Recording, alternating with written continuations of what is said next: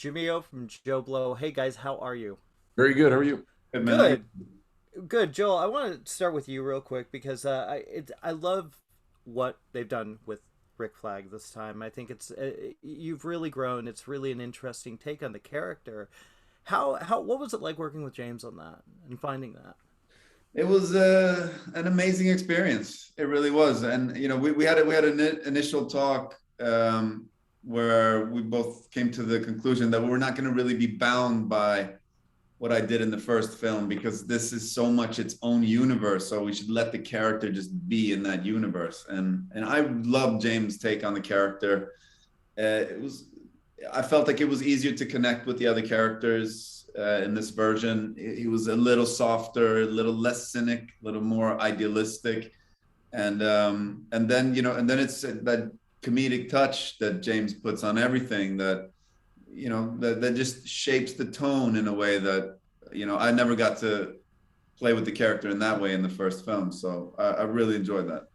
Nice. And speaking of funny, John, you're just goddamn funny all the time in these. How did you get involved, and what was your take on Peacekeeper? Well, sir, James came to me and saying, "Hey, he's very brilliant and selective in casting, and I think he's very surgical and meticulous as he is with everything else. And I think he saw in my stature someone who could fit the bill for Peacemaker. And then when we began to collaborate, he saw a little bit more depth in Peacemaker, which is great because I don't mind getting an opportunity just because of the way I look. And I know sometimes I'll get an opportunity and sometimes that'll keep me from an opportunity. So that's fine. But I really take my hat off to James for being able to recognize that there's more than just that and explore that a little bit. Judd Apatow and Amy Schumer were kind enough to give me that sort of opportunity with Trainwreck, and they ended up giving me a wonderful chance to have some fun on screen. And I think this is a situation similar to that. Well, I think every time I see you take on comedy, that's when it's always blowing me away. The timing is really incredible. Man, I've been a running joke now for 2 decades. So whenever I get a chance to show that on screen, it comes natural because I'm living it, man. And now you're. I thought John impressed even with his emotional levels in this film as well. I thought there were some beats that were really, really nice work. And I mean, I didn't know that he had that kind of comedic genius coming into it. I mean, it was like he had the whole cast like in stitches on a daily basis with his, perverted ad libs. But there's also some real like intelligence in the way that he crafted his character and created contrast where you wouldn't have found it if the actor hadn't really thought in that direction. So it was very cool to see. I think you all did a great job, and John, yeah, you are becoming a new franchise king too. So you've had 2 big movies this year. The Summer of Cena. I'll more than likely say a lucky son of a bitch. How's that? That's fair enough. That's fair enough. Are you looking forward to maybe somehow continuing with F9 going somehow? I would love to continue to not only be part of the Fast family, but we just wrapped Peacemaker for HBO Max, and I really enjoy what I'm doing in the DC universe. I don't know.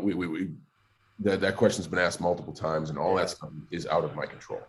So I just I try to do the best I can, hope audiences are entertained, and go from there.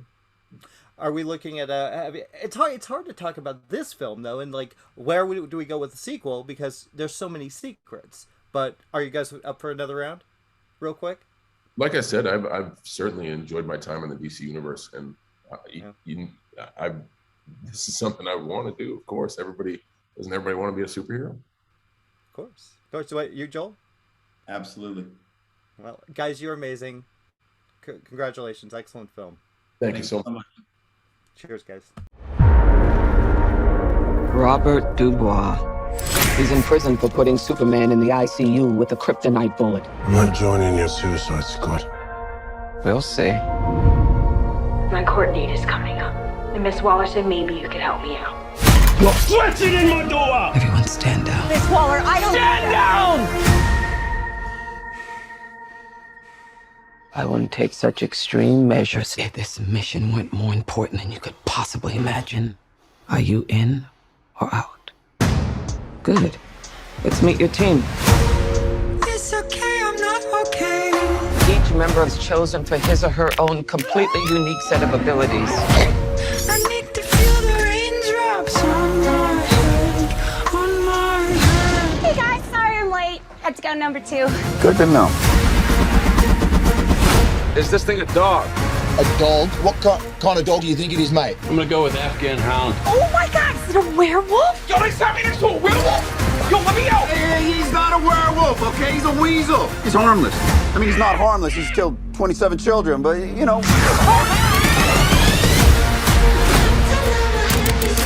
Your mission is to destroy every trace of something known only as Project Starfish. Any questions? Starfish is a slang term for a butthole. Think there's any connection? No. No. All right. Let's get it. This is suicide. Well, that's kind of our thing. I'm a superhero!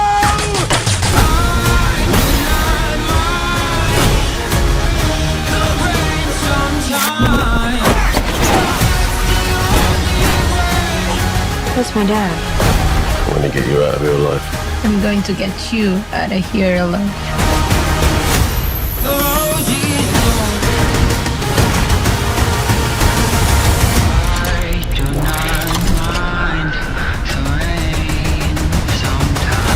Ratatouille, what do you got? Bird. Now it. Stay off the comm.